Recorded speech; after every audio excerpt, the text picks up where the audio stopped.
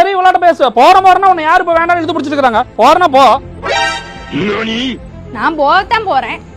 Ice நில்லு, என்ன சண்டை? எதுக்கு பேக் தூக்கிட்டு போற?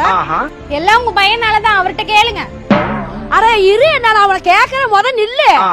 இல்லைங்க, நீங்க என்ன சொன்னாலும் இதுக்கு மேல இங்க இருக்கிறதா இல்ல. ஒரு கோபத்துல அம்மூட்டுக்கு போறேன்னா போப்பான்னு வரட்டுறாரு. நான் போனதான் தெரியும் நான் இல்லாம எவ்வளவு கஷ்டம்னு.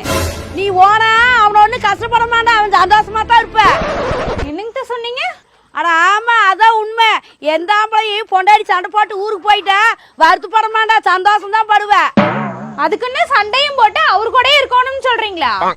அட உனக்கு எப்படி புரிய வைக்கிறது? புருஷனாவது வாயில தான் சண்டை போடுறா. உங்க மாமனாரு சண்டை போட 2 அடி வச்சிருவாரு.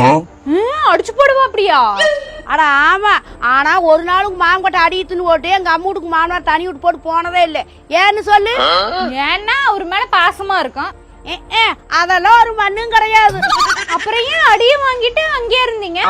ஏன்னா பெருச பொண்டாடிக்குள்ள சண்டை வந்து பெருசா அடிச்சு போட்டானா அந்த வலி கூட தாங்கில.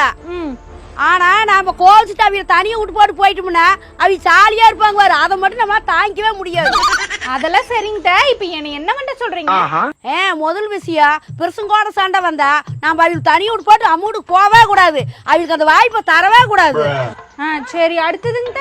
அடுத்தது உப்பு போடாத குழம்பு வைக்கணும், சர்க்கரையில டீ வச்சு குடுக்க வேணும், அப்புறம் அடிக்கடி உப்புமா காரி குடுக்க வேணும். அப்படியே பண்ணிடலாம். அப்புறம் அடுத்தது பீம்ஸ் பொரியல் பண்ணி அதுல பச்சை மாவு நிறைய போட்டு வச்சிடணும். அப்பதான் ரெண்டுக்கும் வித்தியாசம் தெரியா, தின்னுவாடு காரு கிடப்பாங்க. சரிங்க, அப்ப நான் இப்ப இருந்தே ட்ரை பண்றேன். அப்புறம் எல்லாரும் ஒண்ணும் தெரியாத மாதிரியா அப்புறம் நீயாட்டம் மூஞ்சி வச்சிருக்க வேணும். சரிங்க. இத மட்டும் 2-3 வருஷம் பண்ணீனா நம்மளோட சண்டை போறனால இதுதான் ஞாபகத்துக்கு வரும். கண்டிப்பா நான் போய் ஆரம்பிக்கிறேன், என்ன ஆசீர்வாதம் பண்ணுங்க. வெற்றியுடன் திரும்பு.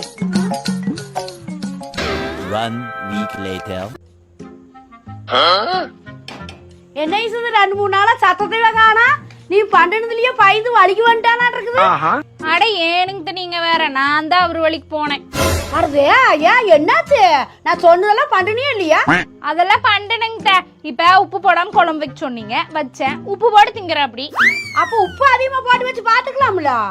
அதையும் தான் ட்ரை பண்றேன். இப்ப சாம்பார்ல உப்பு அதிகமா போட்டு வச்சேன். மனசு அதை தின்னு பார்த்துட்டு ஒண்ணுமே சொல்ல 1/2 டம்ளர் தண்ணி மோந்து ஊத்தி அதை ரெடி பண்ணி திங்கற அப்படி. சரி, அடிக்கடி ரவை கலரி வச்சியா? ரவையா? முந்தா நேத்து காத்தால மத்தியானம் பொழுதோடனே 3 வேளைக்கு ரவையை தான் கிண்டி வச்சேன். 3 வேளை ரவைனா கண்டிப்பா தின்னுக்க மாட்டானே. அட ஏனுங்க, நீங்க வேற. அவர் என்ன தெரியுமா பண்ண? அப்படி காத்தால் ரவைக்கு சர்க்கரை தொட்டு தின்னு போட்டாரு, மத்தியான ரவைக்கு ஃப்ரிட்ஜ்ல கடந்த பழைய குழம்பு பேஞ்சு தின்னு போட்டாரு, ராத்திரிக்கு ரவைக்கு தயிர் ஊத்தி கரைச்சு குடிக்கிறாருங்க. என்ன சொல்ற? அப்ப நான் பீம்ஸ் பச்சை மிளகாய் ஐடியா என்னாச்சு? அதையெல்லாம் பழைய சொத்து கடிச்சுக்கிட்டு தின்னு முடிச்சுட்டாருங்க. என்ன மனுஷன்? இதெல்லாம் கூட பரவாயில்லைங்க. நேத்து கைக்கு மருதாணி வைக்கலாம் அரைச்சு வச்சிருந்தேன், அதை எடுத்து சோத்துல போட்டு தின்னு போட்டு சட்னி சூப்பரா இருக்குன்னு சொல்லி போட்டு போறாருங்க.